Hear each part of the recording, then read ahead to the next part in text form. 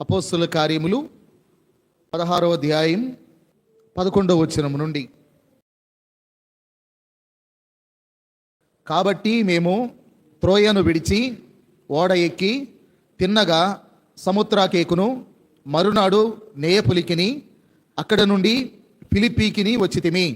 మాసిదోనియా దేశములో ఆ ప్రాంతమునకు అది ముఖ్య పట్టణమును రోమీల ప్రవాస స్థానమునై ఉన్నది. మేము కొన్ని దినములు ఆ పట్టణములో ఉంటిమి. విశ్రాంతి దినమున గవిని దాటి నదీ తీరమున ప్రార్థన జరుగుననుకొని అక్కడికి వచ్చి కూర్చుండి కూడి వచ్చిన స్త్రీలతో మాటలాడుచుంటిమి. అప్పుడు లూదియాయను దైవ భక్తి గల ఒక స్త్రీ వినుచుండెను. ఆమె ఓదారంగు పొడిని అమ్ము తొయితైరా పట్టణస్థురాలు. ప్రభువు ఆమె హృదయము తెరచెను గనుక పౌలు చెప్పిన మాటల యందు లక్ష్యముంచెను. ఆమెయు ఆమె ఇంటివారును బాప్తిస్మం పొందినప్పుడు ఆమె, నేను ప్రభునందు విశ్వాసము గలదానని మీరు ఎంచితే నా ఇంటికి వచ్చి ఉండుడని వేడుకొని మమ్మును బలవంతము చేసెను. ప్రియులారా, మనం ఈ 16వ అధ్యాయములో నుండి మరి ఒక భాగాన్ని చదివాము.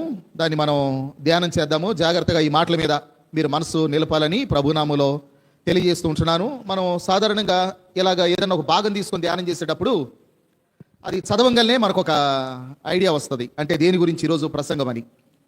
కదా, ఎవరిని గురించి? లూదియాను గురించి.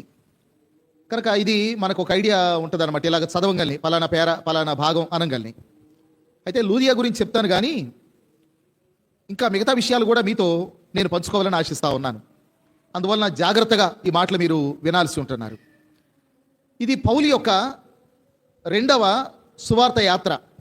పౌలు ఎన్ని సువార్త యాత్రలు చేశాడు? ఆయన 3 చేశాడు. 3 ప్రయాణాలు. ఆయన పట్టణాలు, పల్లెలు, రాష్ట్రాలు, దేశాలు దాటి ఖండాలు కూడా దాటి వెళ్ళాడు. ఆసియా, ఐరోపా, ఈ ఖండాలు దాటి ఆయన సువార్త ప్రకటించాడు పౌలు. మధ్యలో సముద్రాలు దాటాడు, నదులు దాటాడు, పర్వతాలు దాటాడు. ఇవన్నీ దాటి ఆయన ప్రయాణాలు చేశాడు. 3 సువార్త యాత్రలు మనం చూస్తాం. పౌలు యొక్క సువార్త దండయాత్రలు అన్నారు వాటిని. మొదటి సువార్త యాత్ర అంతియోకయలో ఆరంభమై అంతియోకయలో ముగిసింది. 2వ సువార్త యాత్ర మరలా అంతియోకయలో ఆరంభమైంది. ఆ 2వ సువార్త యాత్రలోనే 16వ అధ్యాయంలో ఉన్న ఆ సంఘటన మనం చూస్తాం. మొదటి సువార్త యాత్ర ఎక్కడి నుండి ఎక్కడికి సాగిందో మనం బుధవారం రోజు అపోస్తుల కార్యాలు ధ్యానం చేసేటప్పుడు జ్ఞాపకం చేసుకుంటున్నాం. నేను జస్ట్ ఊరి పేర్లు ఒకటి చదువుతాను, అంటే పౌలు ఎలా ప్రయాణం చేశాడో అర్థం అవ్వడానికి. చూడండి, బైబిల్లో 13వ అధ్యాయం అపోస్తుల కార్యములు. మీ బైబిల్ చూడండి. ఇంటికి వెళ్ళిన తర్వాత వెనక బైబిల్లో మ్యాప్ ఉంటుంది, దాన్ని గమనించండి. అప్పుడు మీకు ఒక అవగాహన ఏర్పడుతుంది. 13వ అధ్యాయం అపోస్తుల కార్యములు 13వ అధ్యాయము మొదటి వచనంలో అంతియోకయలో ఉన్నారు. ఎవరెవరున్నారు అంతియోకయలో? బర్నబా ఉన్నాడు, సుమియోను ఉన్నాడు, లూకియా ఉన్నాడు, తర్వాత మనయేస్ ఉన్నాడు, తర్వాత సౌలు ఉన్నాడు. ఉన్నాక వారిలో బర్నబాను సౌలును తన పని కొరకు ప్రత్యేకించమని 2వ వచనంలో పరిశుద్ధాత్మ దేవుడు చెప్పాడు. 3వ వచనంలో వారు ఉపవాసం ఉండి వారి మీద చేతులుంచి వారిని పంపారు, పౌలు, బర్నబా. ఇది మొదటి సువార్త యాత్ర.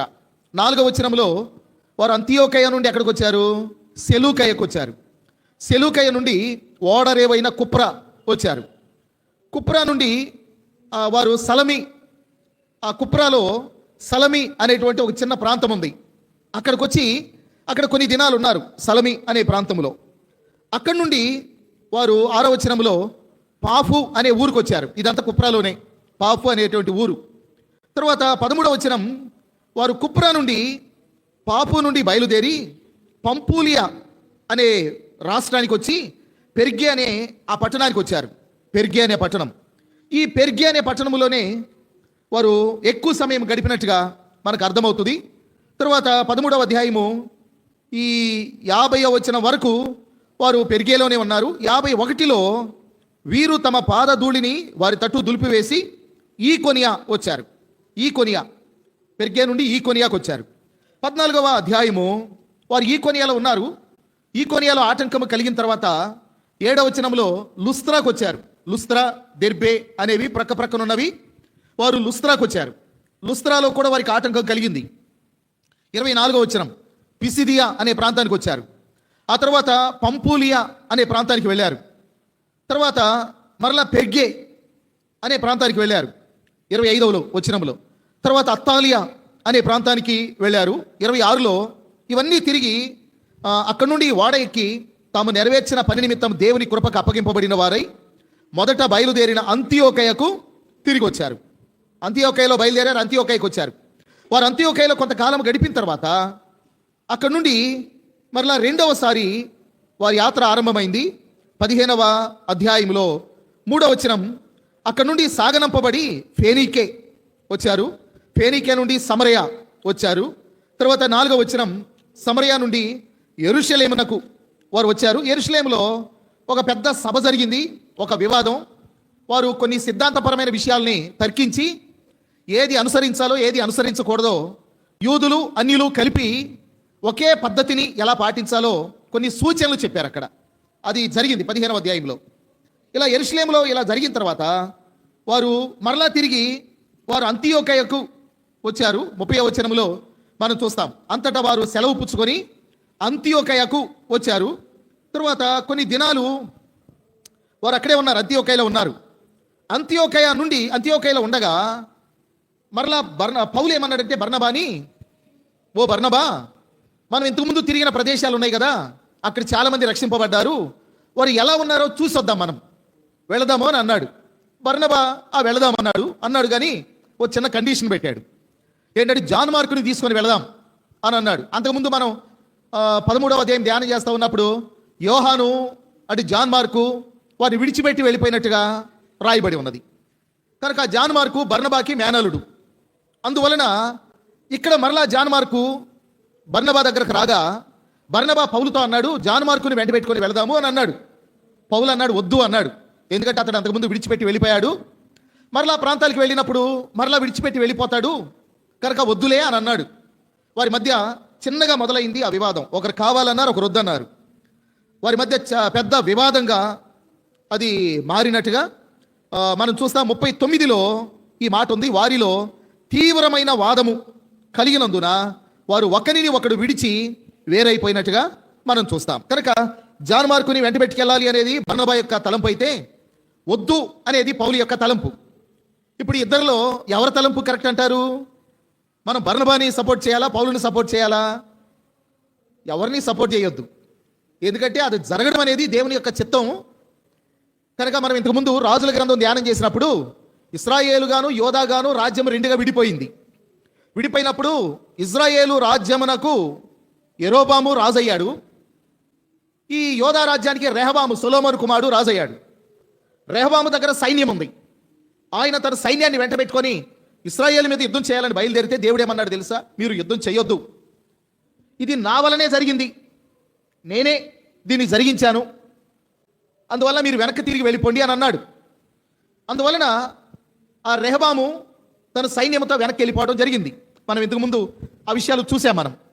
అలాగే ఇక్కడ పౌలు బర్నబా వేరైపోవడం కూడా దేవుని ప్రణాళికలో ఒక భాగం. దానివల్ల సువార్త విస్తరించడానికి అదొక కారణంగా ఉంది. మనం బర్నబాని కాదనలేం, పౌలుని కాదనలేం.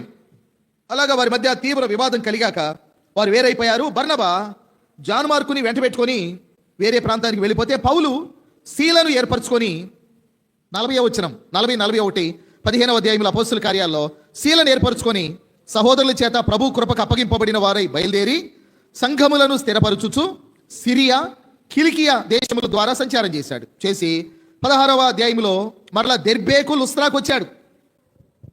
ఆ లుస్త్రాలోనే బలహీన పాదములు కలిగిన వాడిని బాగు చేశాడు పౌలు. అక్కడే ద్యూపతి ఆలయం ఉంది. అయితే ఆ లుస్త్రాలో ఇంకెవరున్నారో తెలుసా? తిమోతి కూడా ఉన్నట్టుగా ఉంది. ఆ తిమోతి శిష్యుడిగా పిలువబడ్డాడు. అంటే పౌలు మొదటి స్వార్థ యాత్రలో బహుశా పౌలు యొక్క మాటలకు అతడు బాగా నమ్మకాన్ని ఉంచి ఉంటాడు. ఇప్పుడు అతడు స్థిరపడ్డాడు. కొన్ని దినాల తర్వాత పౌలు శీల వెళ్ళి తిమోతిని వెంట పెట్టుకున్నారు. తిమోతిని వెంట పెట్టుకున్నాక ఇప్పటివరకేమో 15వ అధ్యాయం వరకేమో వారు అంట వచ్చారు. 30వ వచనం చూడండి, 15:30లో అంతటా వారు సెలవు పుచ్చుకొని అని అన్నారు.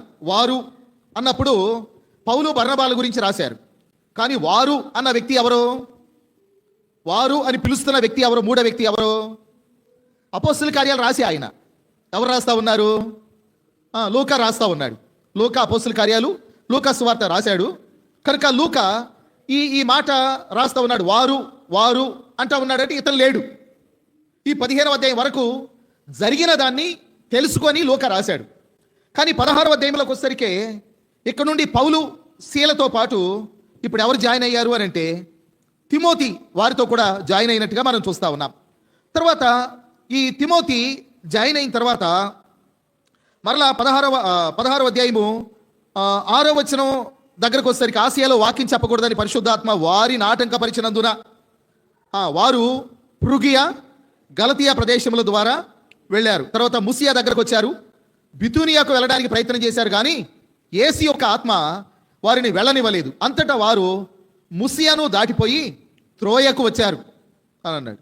కనుక ఇక్కడ వరకు లూకా లేడు అనేది మనకు అర్థమైంది. త్రోయకు వచ్చాడు. తర్వాత 11వ వచనం చూడండి. కాబట్టి మేము త్రోయను విడిచి అని అన్నాడు. లూకా వారు అనలేదు ఇక్కడ త్రోయలో కదా. త్రోయలో కొన్ని దినాలు ఉన్నారు. ఎవరెవరు కలిశారు అంటే పౌలు శీల బయలుదేరారు. వారితో పాటు లుస్త్రాకు వచ్చేసరికి ఇంకొక ఆయన జాయిన్ అయ్యాడు వారితో పాటు, తిమోతి. ముగ్గురయ్యారు. ముగ్గురైన తర్వాత ఆ ముగ్గురు కలిసి వారు ఎక్కడెక్కడ సంచారం చేశారంటే ఆసియాకి వెళ్ళాలనుకున్నారు, ఆసియా వెళ్ళనివ్వలేదు. తర్వాత పృగియా గలతియా ప్రదేశముల ద్వారా ముసియాకు వచ్చారు. అక్కడ నుంచి బితూనియాకి వెళ్ళారు. తర్వాత యేసు యొక్క ఆత్మ వారిని వెళ్ళనివ్వలేదు గనుక వారు ముసియాను దాటి త్రోయకు వచ్చారు. త్రోయ అంటే ఇప్పుడున్న టర్కీ. ఈ టర్కీని త్రోయ అని అన్నారు. త్రోయలో వారు కొన్ని దినాలు ఉన్నారు. అక్కడ త్రోయలో కొన్ని దినాలు గడిపారు. గడిపిన తర్వాత 11వ వచనంలో కాబట్టి మేము త్రోయను విడిచి అన్నప్పుడు, మేము అన్నప్పుడు లూకా కలిశాడు అని మనకు అర్థమవుతుంది. త్రోయలో లూకా కలిశాడు వారికి. అంటే త్రోయలో ఉన్నారని సింపుల్గా ఇక్కడ చెప్పాడు కానీ త్రోయలో ఊరికినే లేరు వారు. అది మనకి కొరింథీయులకు రాసిన 2వ పత్రిక 2వ అధ్యాయం 12-13 వచనాలు. క్రీస్తు సువార్త ప్రకటించుటకు నేను త్రోయకు వచ్చినప్పుడు అన్నాడు. త్రోయలో వారు ఏం చేశారో ఇక్కడ చెప్పారు. త్రోయలో వారు సువార్త ప్రకటించారు.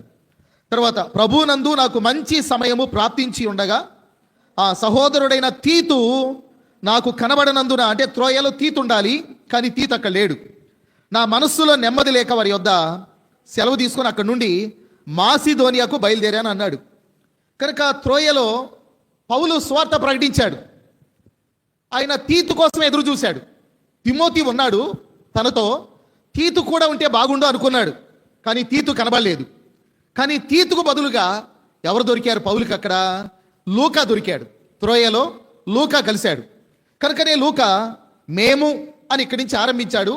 ఈ అపోస్తల కార్యాలు చివరి వరకు మేము అనే మాట మనం చూస్తాము. 15వ అధ్యాయంలో మనం 15వ అధ్యాయం వరకేమో వారు అనే మాట, 16వ అధ్యాయము 10వ వచనం వరకు వారు వారు వారు అనే మాట ఉంది. 11వ వచనం నుండి మేము అనే మాట ఉన్నది. కనుక లూకా వారితో జాయిన్ అయినట్టుగా మనకు అర్థమవుతుంది. ఇప్పుడు 4 ఉన్నారు కదా. ఒకసారి మళ్ళీ చెప్దాం ఎవరెవరు ఉన్నారు. పౌలు ఉన్నాడు. పౌలుతో పాటు బర్నబా వేరైపోగా శీల జాయిన్ అయ్యాడు. సైలస్ జాయిన్ అయ్యాడు. శీల వీళ్ళిద్దరితో పాటు ఇంకెవరున్నారు? లుస్త్రాలో తిమోతి కలిశాడు. లుస్త్రాలో తిమోతి కలిశాడు.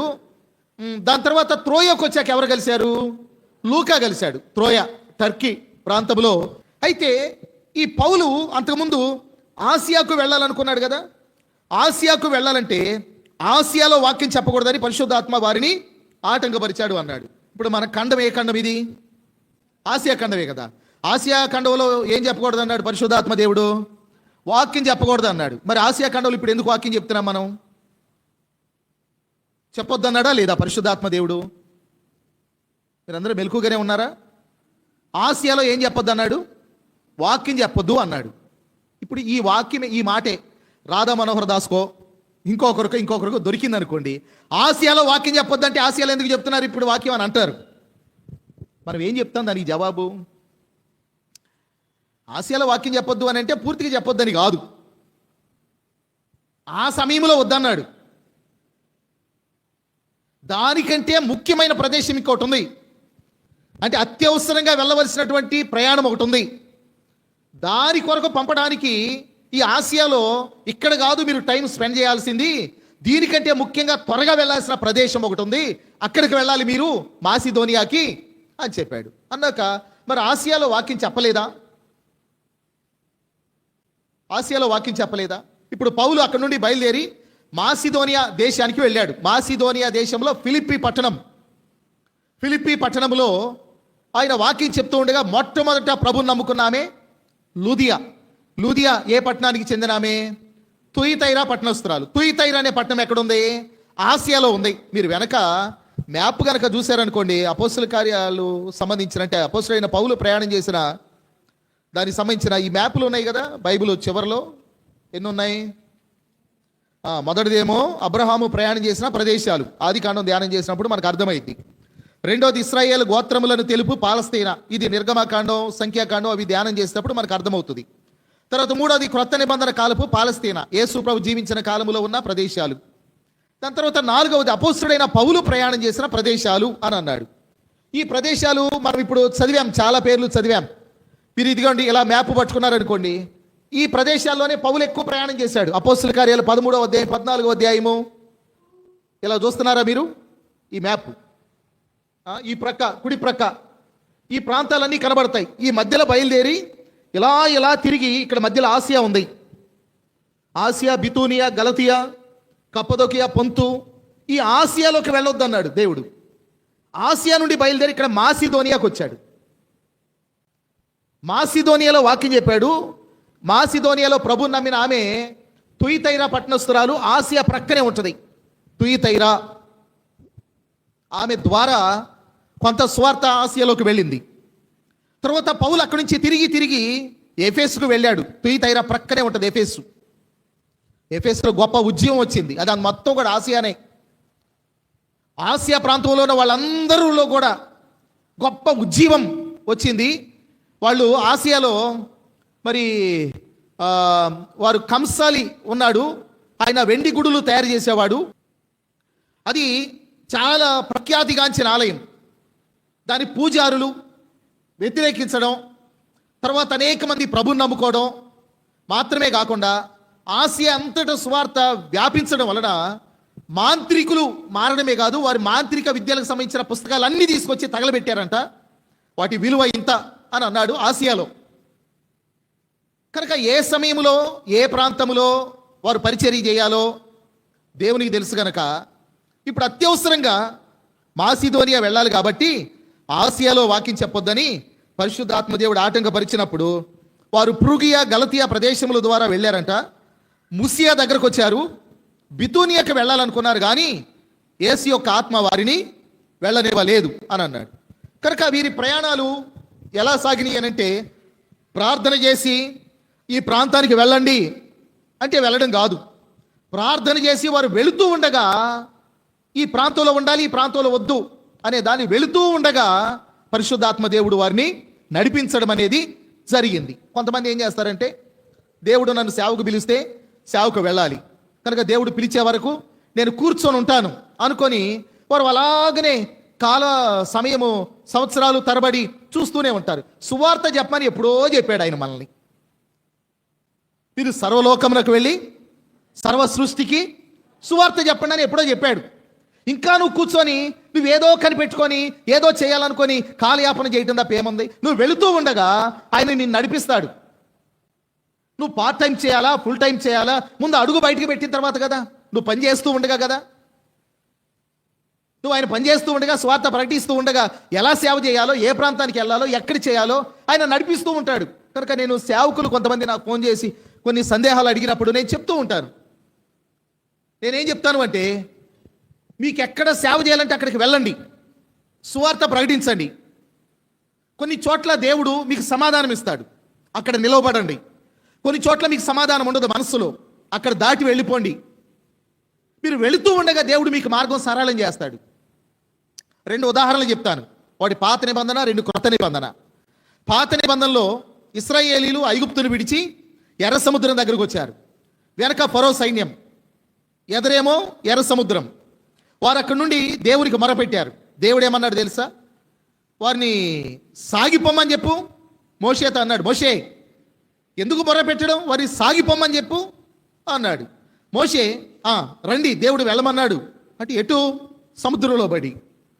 ఇక అంతే, వారు అడుగు పెట్టారు. వారు వెళుతూ ఉండగా సముద్రం 2 పాయలైపోయింది. వారు నిలవబడితే అలానే ఉండేది. వారు వెళుతూ ఉండగా సముద్రం 2 పాయలైపోయింది. ఆరిన నేలను దేవుడు వారిని నడిపించాడు. రెండోది క్రొత్త నిబంధన. 10 మంది కుష్ఠరోగులు వచ్చారు ప్రభు దగ్గరికి.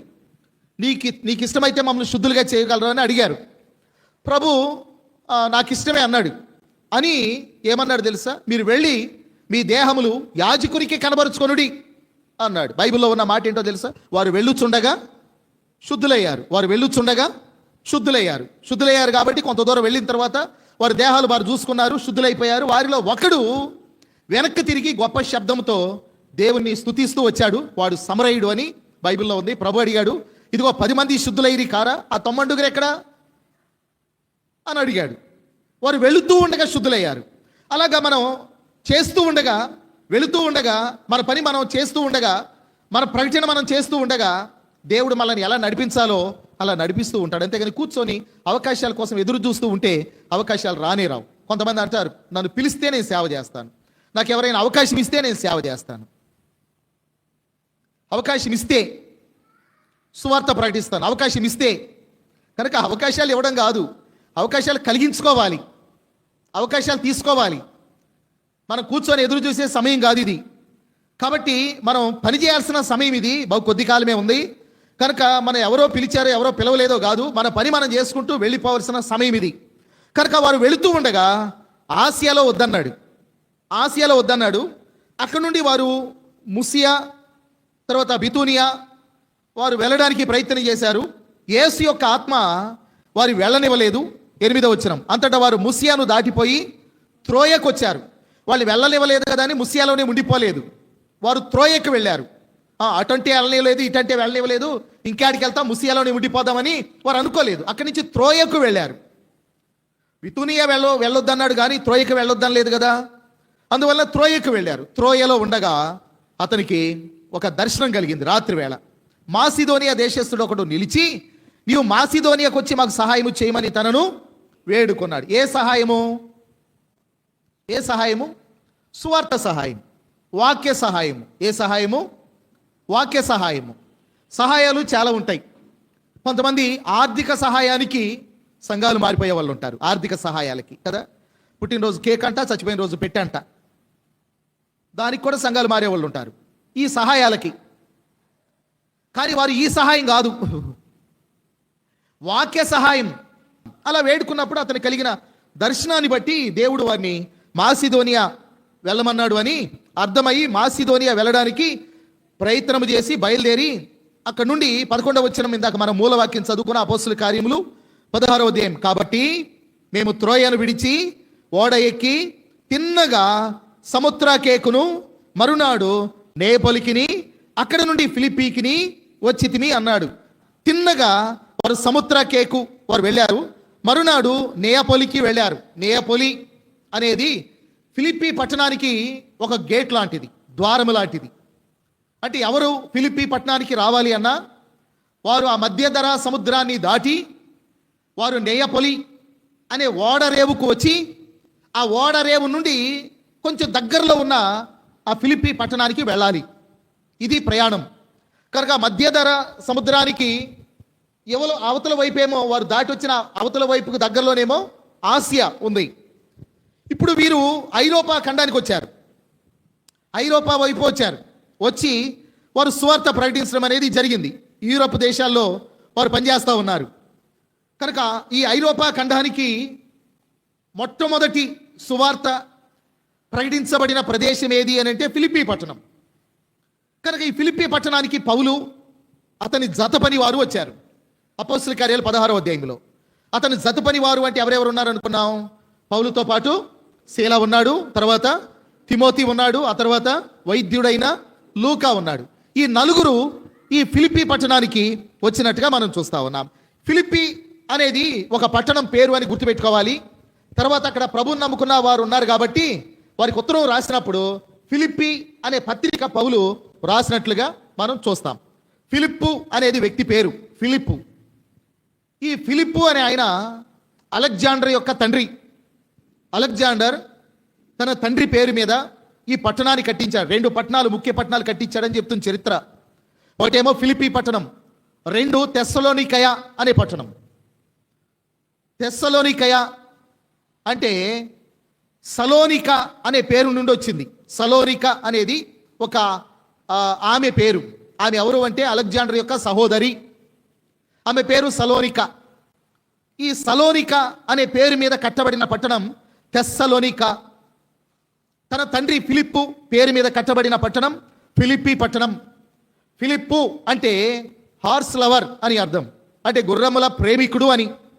ఫిలిప్పు చాలా గుర్రాల్ని పెంచుకునేవాడు. ఆయన గుర్రాలంటే బాగా ఇష్టం. ఒకప్పుడు మన భారతదేశంలో గుర్రాలు లేవు, మన గుర్రాలు లేవు, ఏనుగులు ఉండేవి, గుర్రాలు ఉండేవి కావు. ఆర్యులు ఈ ప్రాంతాలకు వచ్చినప్పుడు వారు గుర్రాలను వెంట పెట్టుకొచ్చారు.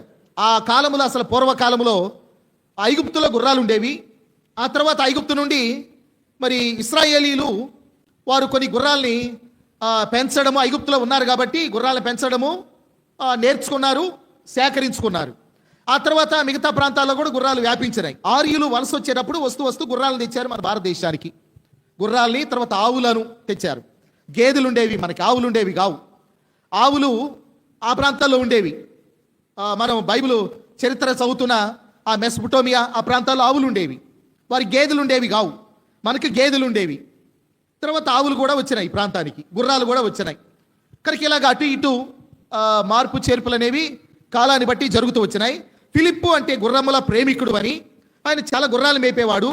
అయితే యవనస్తుడైనటువంటి అలెగ్జాండర్ వాళ్ళ తండ్రి దగ్గర ఆ గుర్రాల్ని మేపడము ఇవన్నీ చూస్తూ ఉండేవాడు.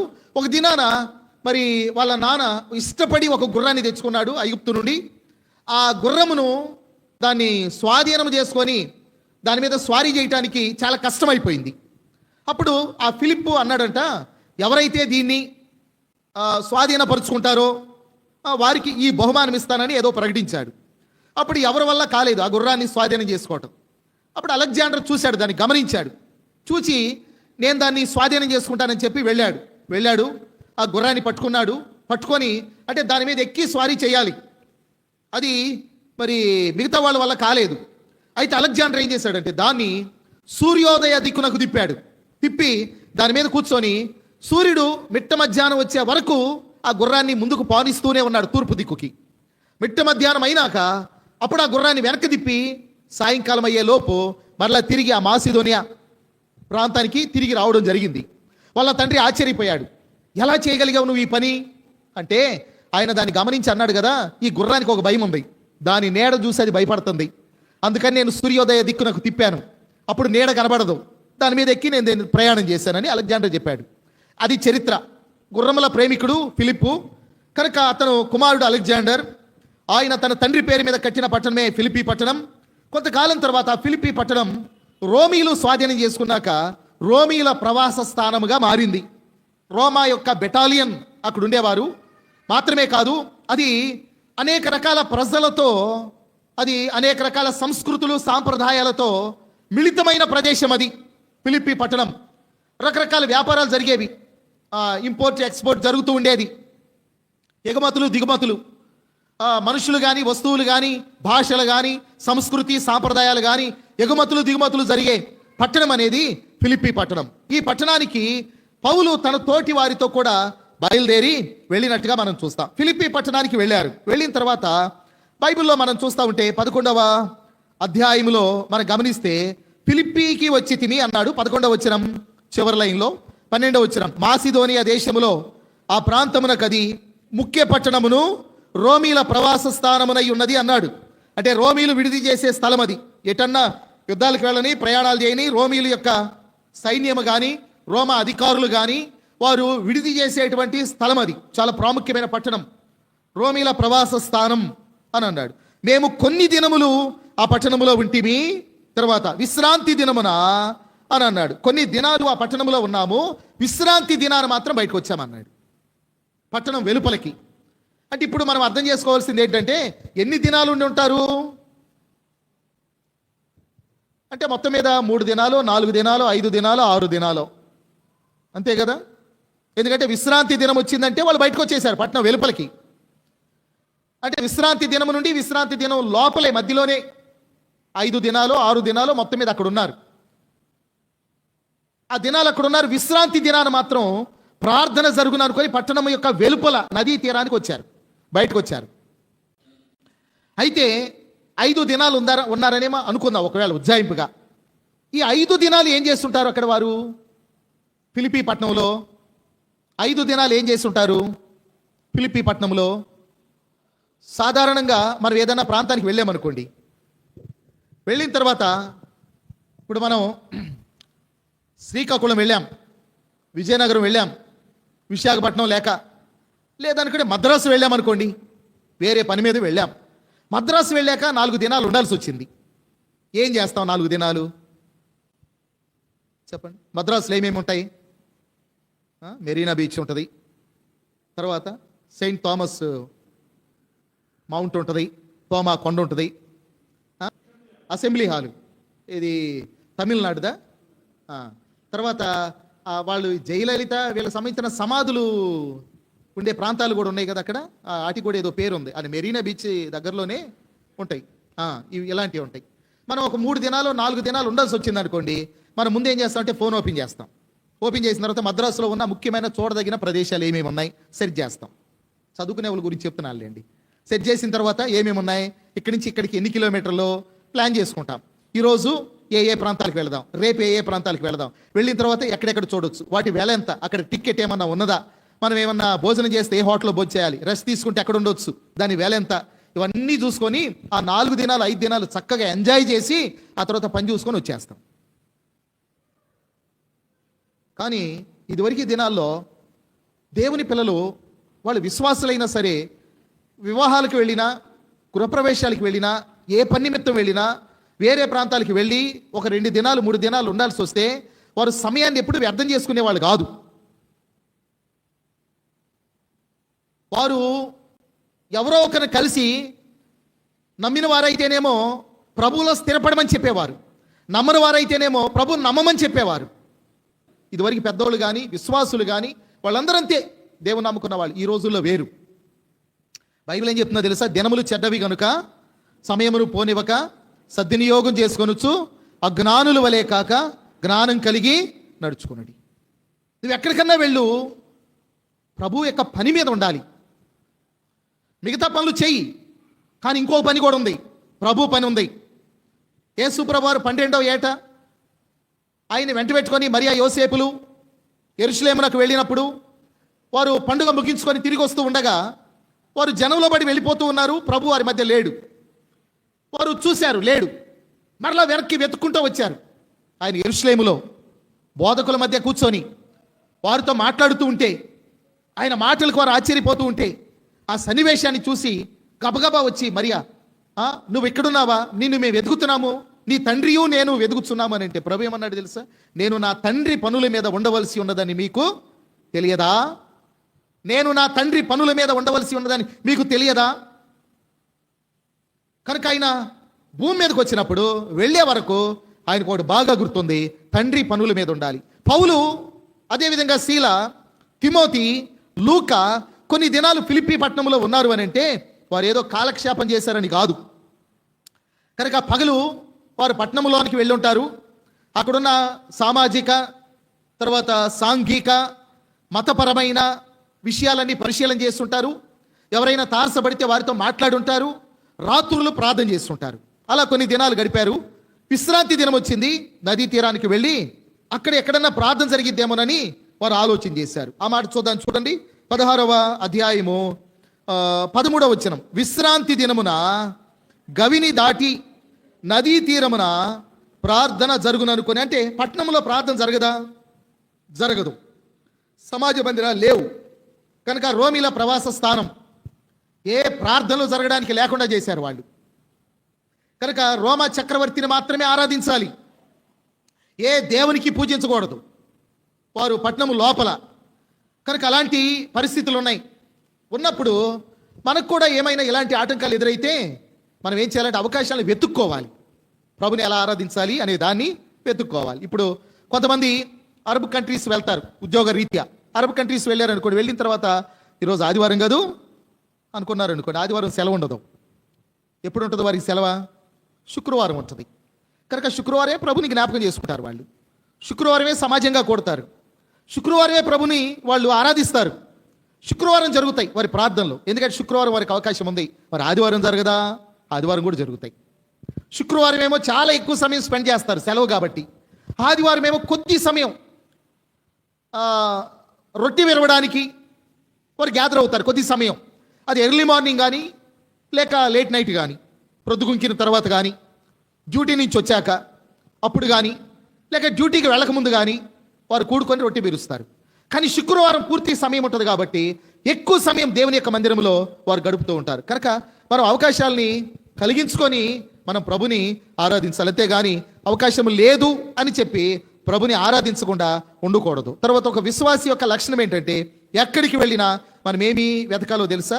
దగ్గరలో మనకి ఎక్కడ ప్రార్థన మందిరం ఉన్నదని వెతకాలి. ఒక అలాగా ఆదివారం వచ్చింది అని అంటే మనం ఏ ప్రాంతానికన్నా వెళ్ళనివ్వండి, దేవుని బిడ్డల యొక్క లక్షణం ఏంటంటే మందిరానికి వెళ్ళి ప్రభుని ఆరాధించడం. వీళ్ళు చాలామంది బాప్తిస్మం పొంది కూడా పెళ్ళిళ్ళకి ఫంక్షన్స్కి వెళ్ళిపోయి ఆదివారాలు వెళ్ళిపోయి ఆరాధన లేకుండా గడిపి మరలా వచ్చి మరలా ఆదివారం రోజు ప్రభుని ఆరాధించి భయం లేకుండా ఆరాధించే వాళ్ళు ఉన్నారు. కొంతమంది భయం లేకుండా ఆరాధించేవాళ్ళు.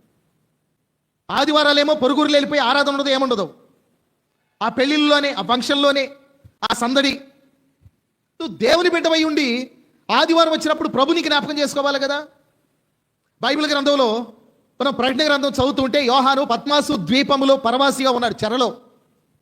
బైబిల్ ఏం చెప్తుందంటే ప్రభు దినమందు అతడు ఆత్మవశుడై ఉండగా అని ఉన్నది. ప్రభు దినాన్ని గుర్తుపెట్టుకున్నాడు. క్యాలెండర్ లేదు, మనకులాగా సెల్ ఫోన్ లేదు డే టు టైం చూడడానికి. కానీ ఆయన గుర్తుంది. ఏ రోజు ఆయన చెరకు వెళ్ళాడో గుర్తుపెట్టుకున్నాడు. అక్కడి నుంచి దినాలు గుర్తుపెట్టుకున్నాడు. ఆదివారం ఆయన ప్రభు దినమని గుర్తుపెట్టుకున్నాడు. ఆ రోజు ఆరాధిస్తూ ఉన్నాడు. అప్పుడు ప్రకటన గ్రంథాన్ని రాయడానికి దేవుడు ఆ దర్శనాన్ని ఇచ్చాడు. కనుక క్యాలెండర్ ఉంటుంది, మన సెల్ ఫోన్లో టైం ఉంటుంది, డేట్ ఉంటుంది, నెల ఉంటుంది, వారం ఉంటుంది. కానీ ఆదివారం మర్చిపోయే క్రైస్తవులు ఉన్నారు కొంతమంది. కనుక వీళ్ళు ఆదివారము అంటే విశ్రాంతి దినం అంటే శనివారం, మనకే ప్రభు దినం. వారికేమో విశ్రాంతి దినం, అది సబ్బాతు దినం. మనకే ప్రభు దినం, అది ఆదివారం. మనం ప్రభుని ఆరాధిస్తాం. కాబట్టి విశ్రాంతి దినాన ప్రార్థన జరుగును అనుకొని నదీ తీరానికి వెళ్ళారు. నదీ తీరాన ఎలాంటి ఆటంకం ఉండదు కాబట్టి అక్కడ కూడుకునేవాళ్ళు. అప్పుడు కొంతమంది స్త్రీలు అక్కడ కూడుకొని వారు ప్రార్థనలో ఉన్నట్టుగా బైబిల్ గ్రంథంలో మనం చూస్తూ ఉన్నాం. కనుక 13వ వచనం ఇలా ఉంది, విశ్రాంతి దినమున గవిని దాటి నదీ తీరమున ప్రార్థన జరుగును అనుకొని అక్కడికి వచ్చి కూర్చుండి కూడి వచ్చిన స్త్రీలతో మాటలాడుచుంటిమి అని అన్నాడు. మేము మాట్లాడుతున్నాం కూడి వచ్చిన స్త్రీలతో అన్నాడు. ఏం మాట్లాడుతున్నారు అంటే పురుషులు కూర్చున్నప్పుడు ఏం మాట్లాడుకుంటారు? స్త్రీలు కూర్చున్నప్పుడు ఏం మాట్లాడుకుంటారు? స్త్రీలు పురుషులు కూర్చున్నప్పుడు ఏం మాట్లాడుకుంటారు? చెప్పండి. ఇప్పుడు ఆడవాళ్ళు కూర్చున్నారు అనుకోండి, ఒక నలుగురు కూర్చున్నారు. ఏం మాట్లాడుకుంటారు? దేని గురించి మాట్లాడుకుంటారు? వాళ్ళు ఇల్లేంటి, వీళ్ళు ఇల్లేంటి, ఆమె ఏంటి, ఏమేంటి, వాళ్ళ అబ్బాయి ఏంటి, వీళ్ళ అబ్బాయి ఏంటి, వాళ్ళ అమ్మాయి ఏంటి, వీళ్ళ అమ్మాయి ఏంటి మాట్లాడుతున్నారు. ఎవరెవరు ఎలాగా నడుస్తున్నారు, ఎలాంటి బట్టలు ధరిస్తున్నారు, ఏ ఆభరణాలు ఉన్నాయి, బంగారం ఉందా, పొలం ఉందా, స్థలం ఉందా, పెళ్ళిళ్ళు చేశారా, చేయలేదా? నలుగురు కూర్చుంటే అన్ని న్యూసే, అన్ని వార్తలే. గుండు పిన్ను కింద పడి సౌండ్ వచ్చినా కానీ వార్తే. నలుగురు ఆడవాళ్ళు కూర్చుంటాయి. కానీ నలుగురు విశ్వాసులు కూర్చుంటే ఆడవాళ్ళు అయినా దేని గురించి మాట్లాడుకుంటారు? అది కూడా అరుదే ఈ దినాల్లో. నలుగురు మగవాళ్ళు కూర్చుంటే దేని గురించి మాట్లాడుకుంటారు? మరి ఆడవాళ్ళు మగవాళ్ళు కూర్చుంటే దేని గురించి మాట్లాడుకుంటారు? కనుక ఈ దినాల్లో వ్యర్థమైనటువంటి మాటలు చాలా ఉన్నాయి. బైబిల్ ఏం చెప్తుందంటే మనుష్యుడు పలుకు ప్రతి వ్యర్థమైన మాటకు దేవుని యొద్ద లెక్క చెప్పాల్సి ఉంటుంది. ప్రతి వ్యర్థమైన మాటకి లెక్క చెప్పాల్సి ఉంటుంది. కనుక నీవు ఏం మాట్లాడుతున్నావో వాటన్నిటికీ లెక్క ఉంటుంది. పౌలు ఏం మాట్లాడుండొచ్చు? శీల, తర్వాత తిమోతి, లూకా, మేము కూడి వచ్చిన స్త్రీలతో మాట్లాడుచుంటిమి అని అంటే పౌలు కొరింథీ పత్రికలో రాస్తూ మీ మధ్య సిలువ వేయబడిన యేసుక్రీస్తును తప్ప మరి దేనిని నేను ఎరుగను. సిలువ వేయబడిన యేసుక్రీస్తును తప్ప ప్రభుని గురించి మాట్లాడుకుని ఉంటారు. కాబట్టి పౌలు వారి మధ్య కూర్చున్నప్పుడు ప్రభుని గురించి ఆయన మాట్లాడి ఉండొచ్చు అనేది మనం జ్ఞాపకం చేసుకుంటున్నాము. ఇలాగా కూడి వచ్చిన స్త్రీలతో వారు మాట్లాడుతూ ఉన్నట్టుగా మనం చూస్తూ ఉన్నాము. అప్పుడు లూదియాయను దైవ భక్తి గల ఒక స్త్రీ వినుచుండెను. ఆమె ఓదారంగు పొడిని అమ్ము తుయితైరా పట్నస్తురాలు. ప్రభు ఆమె హృదయమును తెరిచిన కనుక పౌలు చెప్పిన మాటలందు లక్ష్యం ఉంచారు. ఇప్పుడు ఈమె క్యారెక్టర్ దగ్గరకు వస్తా ఉన్నాము. నేను క్లుప్తంగా ఈ మాటలు చెప్పి నేను ముగిస్తాను. ఎందుకంటే మనకి ఈ క్యారెక్టర్ గురించి మనకు తెలుసు. ప్రార్థనకు వెళ్ళే వాళ్ళకి లూదియా గురించి చాలా ప్రసంగాలు వింటాం. అందువల్ల ఎక్కువ చెప్పను, నేను క్లుప్తంగా చెప్తాను. ఇప్పుడు కూడి వచ్చిన స్త్రీలలో ఒక ఆమె పేరు మాత్రం మనకు తెలిసింది. ఆమె పేరు లూదియా. ఆమె వృత్తి కూడా తెలిసింది. ఆమె ఓదారంగు పడిన ఆమె స్త్రీ అని. ఆమె పట్టణం పేరు కూడా తెలిసింది. తుయితైరా పట్టణస్తురాలు. తుయితైరా అనేది ఆసియాలో ఉన్న పట్టణం. ఆసియాలో ఉన్న తుయితైరా నుండి మరి ఇప్పుడు ఐరోపాలో ఉన్న మాసిదోనియా దేశానికి సంబంధించిన ఫిలిప్పీ పట్టణానికి వ్యాపారం నిమిత్తము ఆమె వచ్చింది. ఆమె చేసే వ్యాపారం కూడా చాలా ఖరీదైన వ్యాపారం. ఓదారంగు పొడి బంగారంతో సమానమని చెప్తారు. రాజులు ధరించే వస్త్రాలకు అద్దేటువంటి పొడి అది ఓదారంగు పొడి. ఓదారంగు వస్త్రములు ధరించిన హేరోదుని మనం చూస్తాం. ఓదారంగు వస్త్రము అనే మాట కనుక ఓదారంగు పొడి బంగారంతో సమానం. ఆ వ్యాపారం చేసే ఆమె ఇప్పుడు ఎక్కడున్నది అంటే నదీ తీరాన ఉన్నది. ఎవరి మధ్య ఉన్నది? కొంతమంది స్త్రీల మధ్య ఉన్నది. కనుక ఆమె ఏ దినాన అక్కడ ఉన్నది అంటే విశ్రాంతి దినాన ఉన్నది. కనుక విశ్రాంతి దినాన వ్యాపారము చేయకూడదు అని బైబిల్లో యెషయా గ్రంథం 58వ అధ్యాయంలో దేవుడు చెప్పాడు. విశ్రాంతి దినాన వ్యాపారము చేయకయు, నీకు ఇష్టమైన పనులు చేయకయు, తర్వాత ఇంకా నువ్వు చేయాల్సినవి అవి చేసిన ఎడల ఆయన నీ యందు ఆనందించి నిన్ను ఇలాగ దీవిస్తాడు అని 58వ అధ్యాయంలో ఆ మాటలు చెప్పాడు. కాబట్టి ఆమె తుయితైర పట్టణస్తురాలు. వాస్తవంగా గ్రీకు దేశానికి సంబంధించిన అంటే ఆ గ్రీకు సంస్కృతికి సంబంధించిన ఆమె యూదురాలుగా మారింది. తుయితైర ప్రాంతంలో ఉండి మొత్తం వ్యాపార నిమిత్తం ఆమె వెళ్ళినప్పుడు యూదురాలుగా మారింది. యూదులుగా మారిన వారిని యోధ మత ప్రవిష్టులు అని అంటారు. అలా మారింది. ఇప్పుడు యేసు ప్రభుని గురించి వింది ఈ లూదియా. కనుక విశ్రాంతి దినాన వ్యాపారం కంటే ఆమెకి ప్రభు ముఖ్యం అనేది మనకు అర్థమవుతుంది. కనుక మనకు కూడా ప్రభు దినం, మనకు ప్రభు ముఖ్యంగా ఉండగలిగినప్పుడే మనం కూడా ఆయన దృష్టిలో ప్రశస్తమైన వారంగా, విలువైన వారంగా ఉండగలుగుతాం. ఆయన ఒక మాట అన్నాడు, మీరు నా తట్టు తిరిగిన ఎడల నేను మీ తట్టు తిరుగుతాను. నేను పిలవగా మీరు పలికితే మీరు పిలిచినప్పుడు నేను పలుకుతాను. నేను పిలవగా మీరు పలకలేదు కనుక మీరు పిలిచినా నేను పలకను అని సామెతలు 1వ అధ్యాయంలో చెప్పాడు ఆయన. కనుక మన దృష్టిలో ఆయన ఎంత విలువైన వాడో మనం కూడా ఆయన దృష్టిలో అంతే విలువైన వారం. బైబిల్ ఇంకొక మాట కూడా ఉంది, యెహోవా కార్యములు అశ్రద్ధగా చేయవారు శాపగ్రస్తులని యెషయా గ్రంథంలో చెప్పాడు. కనుక ప్రభు దినం, ఆమె విశ్రాంతి దినం వ్యాపారం కంటే ప్రభుని ఎక్కువగా ప్రేమించిన స్త్రీగా మనం చూస్తాం. మాత్రమే కాదు, ఆమె దైవభక్తి గల స్త్రీ అనే విషయాన్ని మనం చూస్తాం. ఇప్పుడు వ్యాపారం చేసే వాళ్ళు దైవభక్తి కలిగి ఉండగలరా? వ్యాపారములో రాణించాలి అంటే ఏం చేయాలి? కొన్ని వాటిని లేనట్టుగా, లేని వాటిని ఉన్నట్టుగా చెప్పాలి, కొన్ని అబద్ధాలు చెప్పాలి, కొన్ని ఎక్కువగా చెప్పాలి కదా, కొంత మోసం చేయాలి, అంతే కదా. చేస్తేనే కదా వ్యాపారం అనేది బాగా డెవలప్ అయ్యేది. లేకుండా వ్యాపారం చేయలేరా? చేయగలరు, కాకపోతే అంత డెవలప్ కాలేరు, అంత అభివృద్ధి కాలేరు, అంత సంపాదించలేరు. వ్యాపారంలో అడుగుపెట్టిన తర్వాత కొద్ది కాలానికి సాధారణం అయిపోతారు అందరిలాగని. ఎందుకంటే ఇలా చేస్తేనే మనం ఇలాగా సంపాదించగలుగుతాం అనేది. నీతిగా నిజాయితీగా వ్యాపారం చేయటం అనేది ఈ రోజుల్లో సాధ్యపడదు. కానీ కొంతమంది దేవుని పిల్లలు ఉన్నారు. ఏలియా గనక నేను ఒక్కడనే బయలుకు మోకాలోనని వాడను అని దేవునితో అంటే దేవుడు ఏమన్నాడు తెలుసా? ఇంకా బయలుకు మోకాలోనని వారు 7,000 మంది నాకున్నారు ఇంకా శేషం అన్నట్టుగా ఉన్నారు. దేవుని కొరకు నమ్మకంగా, నీతిగా, నిజాయితీగా జీవించేవారు. ఆమె వ్యాపారం చేసే ఆమె, కానీ దైవభక్తి గల స్త్రీ. నిజాయితీగా కూడా వ్యాపారం చేయొచ్చు. నిజాయితీగా చేసినప్పుడు ఇతరులాగా సంపాదించకపోవచ్చు, కానీ సంపాదించిన కొద్దిగా అయినా సరే బైబిల్ ఏమంటుందో తెలుసా? నీతిమంతునికి కలిగిన కొంచెమైనను బహుమంది భక్తిహీనులకున్న సంపాదన కంటే ఎక్కువ అంట. దాన్ని దేవుడు ఆశీర్వదిస్తాడు. కానీ ఇంకోటి చెప్పనా, అన్యాయంగా సంపాదించింది అన్యాయంగానే పోతుంది. అది నేనే అంటలేదు, అది మీరు కూడా అనగలరు. అది బైబిల్ కూడా చెప్తుంది. అన్యాయంగా వచ్చింది ఏది కూడా నిలవదు. వారు వారి పిల్లలు అనుభవించలేరు అన్యాయ సంపాదన ఎప్పుడూ కూడా. కానీ నీతి నిజాయితీతో కూడిందే కుటుంబాలకు ఆశీర్వాదాన్ని కలుగు చేస్తుంది. అందుకని నీతిగా నిజాయితీగా ఉన్నప్పుడు దేవుని మెప్పించగలం, దేవుడు ఆశీర్వదిస్తాడు. దేవుడు ఆశీర్వదిస్తే అది ఎన్నటెన్నటికీ ఆశీర్వదింపబడి ఉంటుంది అని మనం చూస్తాం. కనుక నేను కొంతమంది వ్యాపారస్తులను చూశాను. వారు చెప్తారు, ఇదిగో నాకు ఇంత పడింది కనుక నేను ఇంతకు అమ్మాలనుకుంటున్నాను, నీకు అంత పడుతుంది, నీకు ఇష్టం ఉంటే తీసుకో. నేను 100 రూపాయలు పెట్టి కొన్నాను, 110కి అమ్మాలనుకుంటున్నాను, తీసుకో, నీ ఇష్టం, నేను తగ్గించి అమ్మలేను, నాకు గిట్టుబాటు కాదు, నేను షాపు తర్వాత దీనికి పెట్టుబడి, నా ప్రయాణం ఇవన్నీ నేను చూసుకోవాల్సి ఉంటుంది. నిజాయితీగా చెప్పేవాళ్ళు ఉన్నారు. కానీ కొంతమంది ఏం చేస్తారు తెలుసా, 100కి తెచ్చి 200కి అమ్మేవాళ్ళు కూడా ఉన్నారు. అది కదా అన్యాయం, దాన్ని అన్యాయం అంటారు.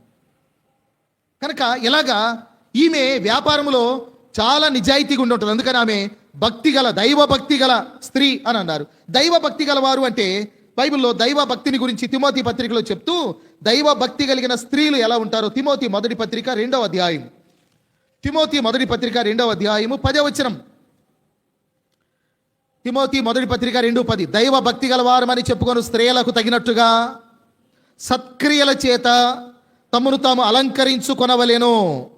స్త్రీలు మౌనముగా ఉండి సంపూర్ణ విధేయతతో నేర్చుకొనవలెను అన్నాడు. దానిపైన 9వ వచనంలో, మరియు స్త్రీలను అణుకువయు స్వస్థ బుద్ధియు గలవారయ్యుండి తగు మాత్రపు వస్త్రముల చేతనే గాని జడలతోనైనను బంగారముతోనైనను ముత్యములతోనైనను మిగుల వెలగల వస్త్రములతోనైనను అలంకరించుకొనక దైవ భక్తి గలవారమని చెప్పుకొని స్త్రీలకు తగినట్టుగా సత్క్రియల చేత తమను తాము అలంకరించుకొనవలెను అని అన్నాడు. కనుక దైవభక్తి కలిగిన స్త్రీలు అనే పదాన్ని వాడాడు. కనుక ఇక్కడ మనం జ్ఞాపకం చేసుకుంటున్నాము, స్త్రీలు దైవభక్తి కలిగిన వారు, అణుకువయు స్వస్థ బుద్ధి కలిగిన వారుగా ఉండాలి అనే మాట మనం చూస్తా ఉన్నాం. కనుక స్త్రీలు పురుషులకు లోబడాలి, పురుషులు తమ భార్యలను ప్రేమించాలి. అది పద్ధతి, దైవ క్రమం. స్త్రీలు అణుకువయు స్వస్థ బుద్ధియు గలవారిగా ఉండాలి, తగు మాత్రపు వస్త్రములతోనే వారు అలంకరించుకోవాలి అనేటువంటి విషయాన్ని కూడా ఇక్కడ జ్ఞాపకం చేస్తూ వచ్చాడు. ఇది దైవ భక్తికి సంబంధించింది. తర్వాత ఇంకొక మాట కూడా మనం చూడండి, 4వ అధ్యాయము 8వ వచనం, తిమోతి మొదటి పత్రిక 4:8, శరీర సంబంధమైన సాధకము కొంచెం మట్టికే ప్రయోజనకరమవును కానీ దైవభక్తి ఇప్పటి జీవం విషయంలోను రాబోవు జీవం విషయంలోను వాగ్దానముతో కూడినదైనందున అది అన్ని విషయములలో ప్రయోజనం. దైవ భక్తి అనేది ఇప్పటికే కాదు, రాబోయే కాలానికి కూడా ప్రయోజనకరమైంది. అందుకని దైవ భక్తి గలవారుగా ఉండాలి. 6వ అధ్యాయం 5-6 వచనాలు, చెడిపోయిన మనస్సు కలిగి సత్యహీనులై దైవభక్తి లాభ సాధనం అనుకొను మనుషుల వ్యర్థ వివాదములు కలుగుతారు. కొంతమంది దైవభక్తిని కూడా లాభ సాధనంగా చేసుకునేవారు ఉన్నారు. అది చాలా ప్రమాదకరం. 6, సంతుష్టి సహితమైన దైవభక్తి గొప్ప లాభ సాధనమై ఉన్నది అని అన్నాడు. కాబట్టి ఇవే దైవభక్తి కలిగిన స్త్రీ, ఓదారంగు పడి నమ్మేటువంటి స్త్రీ, తుయితైన పట్టణస్తురాలు, ప్రభు ఆమె హృదయమును తెరిచెను గనుక పౌలు చెప్పిన మాటలేందో లక్ష్యముంచి పౌలును తనతో ఉన్నవారిని నేను ప్రభునందు విశ్వాసము గలదాన్న ఎంచితే నా ఎద్దుకు వచ్చి ఉండుడి అని ఆహ్వానించి వారికి ఆతిథ్యం ఇచ్చిన ఒక స్త్రీగా ఈమెను గురించి మనం చూస్తా ఉన్నాం. కనుక ఈ భాగంలో మనం పౌలు అతనితో ఉన్నవారు మనం చూసాం. తర్వాత ఫిలిప్పీ పట్టణం యొక్క చరిత్ర మనం చూసాం. సబ్బాతు దినం దాని యొక్క ప్రాముఖ్యతను చూసాం. తర్వాత నదీ తీరాన ఎందుకు ప్రార్థన జరుగుతుంది అనే దానికి ఆనాటి పరిస్థితులు చూసాం. తర్వాత స్త్రీల యొక్క ఆ గ్యాదరింగ్ను మనం చూసాం. తర్వాత ఇక్కడ మనం ఇంకా గుర్తుపెట్టుకోవాల్సిన 4 మాటలు ఏంటంటే, సమాజంలో దేవుని వెతకడం యొక్క ప్రాముఖ్యత. అంటే వారు ఎక్కడికి వెళ్ళినా దేవుని వెతకడం, దేవుని పిల్లల మధ్య దేవుని వెతకడం, ప్రార్థన ఎక్కడ జరుగుతుంది అని వెతుకుతున్నారు కదా. సమాజంలో దేవుని వెతకడం యొక్క ప్రాముఖ్యత మనం చూస్తున్నాం. రెండవది, ఊహించని ప్రదేశాల్లో ఉన్న దేవుని పని.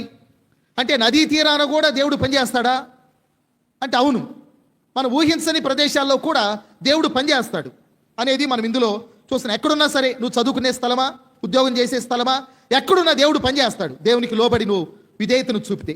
కనుక హృదయ హృదయం నదీ తీరాన తెలవబడింది. దేవాలయంలోనే కాదు, నదీ తీరాన కూడా దేవుడు పనిచేస్తాడు. మూడవది, పరిచర్యలో స్త్రీల యొక్క పాత్ర. కనుక స్త్రీలు పురుషుల్లాగా ఆధిపత్యం చేయకపోయినా స్త్రీలు వారి పరిధిలో వారు పనిచేశారు.